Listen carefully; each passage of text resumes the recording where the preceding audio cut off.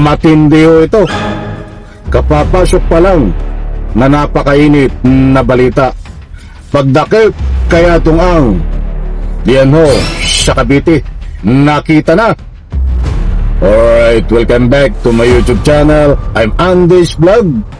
Mga kaibigan, alam kong marami ang naghihintay dito. Latest update tungkol dito sa pagdakip kaya tungang. Nako, ang dami ho nang nagtatanong kung totoo na nahuli na si Atong Ang diyan ho sa Cavite.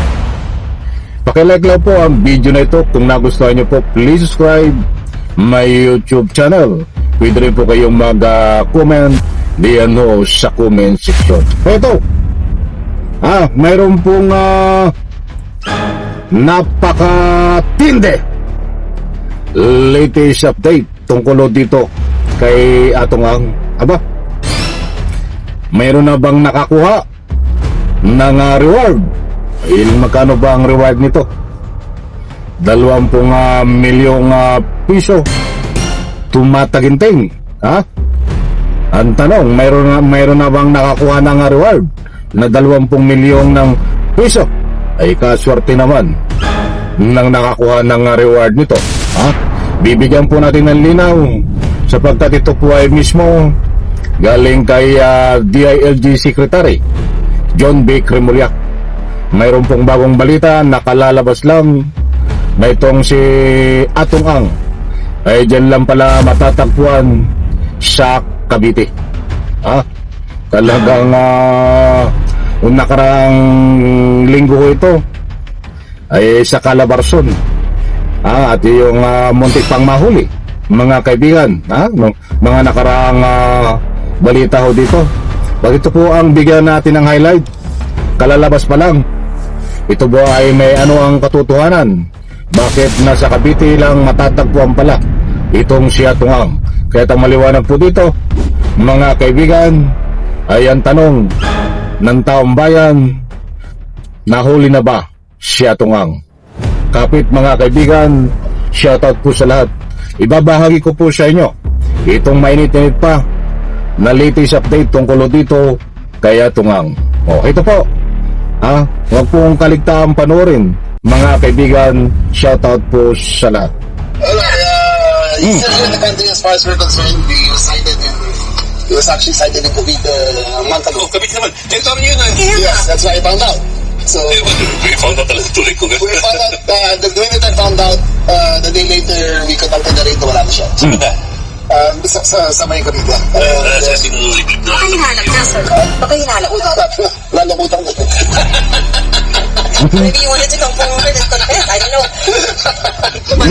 Lalo mapapayang sa akin yun. So, hindi ako makasaya. But the last time you spoke to us, you said, muntik yun na na-corner. Yes, we almost got it because we actually had eyeballs on him. Not me, but our informant had eyeballs on him. This is 100% reliable? Yes, very reliable. Okay. Eyeballs on him, and the minute we found out, we organized a team. But the time we got there, he had been found. Does it also mean then that he has spies? Because how would he have known that you're... There's a leak. I There's a leak somewhere? no, that's impossible because the team that we organized only found out an hour before. So okay. Before you went in. yes. So So that's how would he have known to leave that place? I think what we know is he travels in threes, tatulad sila, and he just stays 1 day, 2 days, 1 day. So Ayan mga kaibigan, hindi ho tayo dito nagpapakalat ng anumang fake news dahil buhat po dito sa One News, ilang oras pa lang nakakaraan dito po sa interview kay DILG Secretary John B. Cremulya na itong si Atong Ang ay kinumpirma niya na nakita sa Cavite. Ibig sabihin, si Atong Ang ho ay nagtatago diyan sa Cavite. Ano ang nangyari? Nahuli ba? Ayun ang tanong, mga kaibigan. Ito po para sa lubos yung pong pangunawa. Buti yung tayo ay nagkakaunawaan. Para hindi naman kayo magbiktima ng mga fake news, ay gumagawa po tayo ng paraan para lubos yung pong maunaw. Ito he's still here in the country as far as we're concerned. We was cited in He was actually cited in Cavite a month ago. Oh, kami naman. Territory yun ah. Yes, that's what I found out. So, Eh, what, we found out talaga tuloy ko. we found out. Maliwanag. We found out. Mga kaibigan, si Atong Angho ayon kay DILG Secretary John Vic Remulla ay nakita ho diyan sa Cavite. Talaga. Laging magandang mga entrada nito eh. Si John Vic Remulla. Ha? Kaya lang, ano ba ang tawag dito? Ito ba ay may katotohanan? Mga kaibigan, kayo na po ang magbigay ng anumang public opinion dito. Kasi nakakapagduda ho eh. Ha? Nakakapagduda talaga. Isipin nyo, nung nakaraang linggo, ang sabi niya, 2 weeks na ata nakakaraan, na ang sabi niya na itong si Atong Ang ay nasa Calabarzon na 100% na eye to eye, eyeball to eyeball na may nakakita at kumpirmado 100%. Sabi niya muntik nang mahuli, subalit hindi nahuli. Doon lamang. Kaya nakakapagtaka di ba? Oh. And connection, bakit po natin natalakay? Ngayon naman ho, ilang oras lang ang nakakaraan. Kinumpirma nitong si John Vic Remulla at marami na rin po nagbalita nito sa News 5, ABS-CBN. Kagabi, binalita ho ito na kinumpirma ni John Vic Remulla na si Atong Ang ay kumpirmado rin na nakita diyan ho sa Cavite. Napalipat-lipat ho ng pinagtataguan. Aray ko po. Lumalabas lang ho. Hindi naman po tayo nagmamalinis.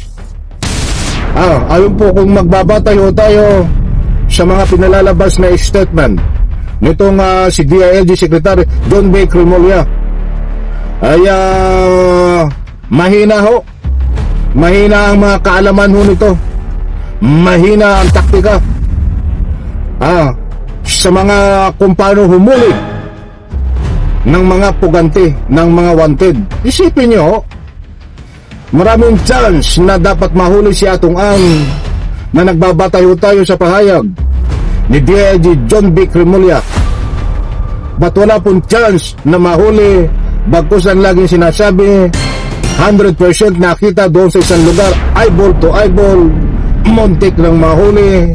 Ba't dito naman sa Cavite nakita ilang oras lang ang nakakaraan, hindi pa rin nahuli? Ibig sabihin ho diyan ay ano na ito? Lokohan na ba? Aba, ay kahit sino hong mag-analyze nitong mga ito, ay given na ho yan siguro nung first attempt, hindi mahuli. Pero nasa Pilipinas pa din. May second attempt, may third attempt pa na nakita si Atong Ang sa Cavite, hindi pa rin nahuli. Aba, ano ito? Nagtatago-taguan? Kapalitang ano? Anak ng katakot-takot. Kawawa naman ang taong bayan. Kawawa naman ang mga biktima nito, pamilya.